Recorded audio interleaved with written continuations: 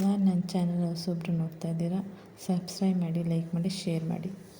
ಇವತ್ತು ನಾವು ಬಿಸಿಬೇಳೆಭಾತ್ ಪುಡಿ ಮಾಡ್ಕೊತಾ ಇದ್ದೀವಿ. ಕಾಳುಗಳನ್ನೆಲ್ಲ ನಾವು ಕೈ ಹಿಡೀಲಿ ತೊಗೊಂಡಿದ್ದೀವಿ. 5 ಹಿಡಿ ಧನ್ಯ ತೊಗೊಂಡಿದ್ದೀನಿ, 3 ಹಿಡಿ ಕಡಲೆಬೇಳೆ ತೊಗೊಂಡಿದ್ದೀನಿ, 3 ಹಿಡಿ ಉದ್ದಿನ ಬೇಳೆನ ತೊಗೊಂಡಿದ್ದೀನಿ, 1 ಹಿಡಿ ಗಸಗಸೆ ತೊಗೊಂಡಿದ್ದೀನಿ. ಮತ್ತು ಇಲ್ಲಿ ಅರ್ಶಿನ ಕೊಂಬನ್ನ ಚೆಚ್ಚಿ ಇಟ್ಕೊಂಡಿದ್ದೀನಿ. ಅರ್ಶಿನ ಕೊಂಬು ಇಲ್ಲದೆ ಇರೋರು ಅರ್ಶಿನದ ಪುಡಿನ ಬಳಸ್ಕೋಬೋದು. ಇಲ್ಲಿ ನಾನು ಕೊಬ್ಬರಿ ತುರಿ ತೊಗೊಂಡಿದ್ದೀನಿ, ತುರಿದಿರೋ ಕೊಬ್ಬರಿ ತುರಿ, ಅರ್ಧ ಬಟ್ಲು ಕೊಬ್ಬರಿ ತುರಿನ ತುರಿದು ಇಟ್ಕೊಂಡಿದ್ದೀವಿ.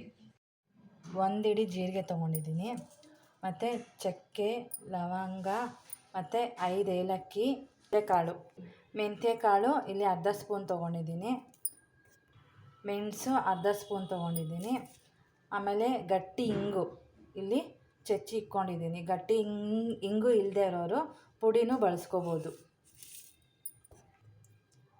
ಇಲ್ಲಿ ಅರ್ಧ ಜಾಕಾಯಿನ ತೊಗೊಂಡಿದ್ದೀನಿ, ಜಾಕಾಯಿ ಮತ್ತು ಜಾಪತ್ರೆ ತೊಗೊಂಡಿದ್ದೀನಿ. ಇಲ್ಲಿ 40 ಬ್ಯಾಡಗೆ ಮೆಣಸಿನ್ಕಾಯಿ ತೊಗೊಂಡಿದ್ದೀನಿ, ಇನ್ನು 10 ಮಣ್ಕಟ್ಟಿದ ಮೆಣಸಿನ್ಕಾಯಿ ತೊಗೊಂಡಿದ್ದೀನಿ. ಎಲ್ಲ ಮುರಿದು ಇಟ್ಕೊಂಡಿದ್ದೀನಿ. ಸ್ವಲ್ಪ ಕರಿಬೇವು ಸೊಪ್ಪು,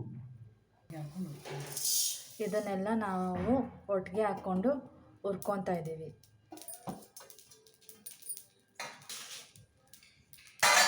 ಬ್ಯಾಡಗೆ ಮೆಣಸಿನ್ಕಾಯಿ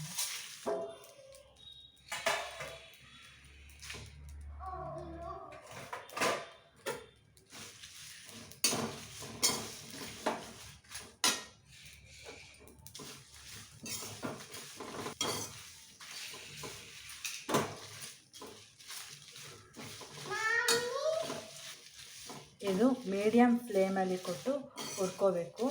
ಅದಾದಮೇಲೆ ಕಲರ್ ಚೇಂಜ್ ಆಗುತ್ತೆ, ಕಾಳುಗಳದ್ದೆಲ್ಲ ಬಣ್ಣ ಚೇಂಜ್ ಆದಮೇಲೆ ಅದನ್ನು ತಣ್ಣಗಾಗೋಕ್ಕೆ ಈ ಥರ ಆಗಿರುತ್ತೆ ನೋಡಿ.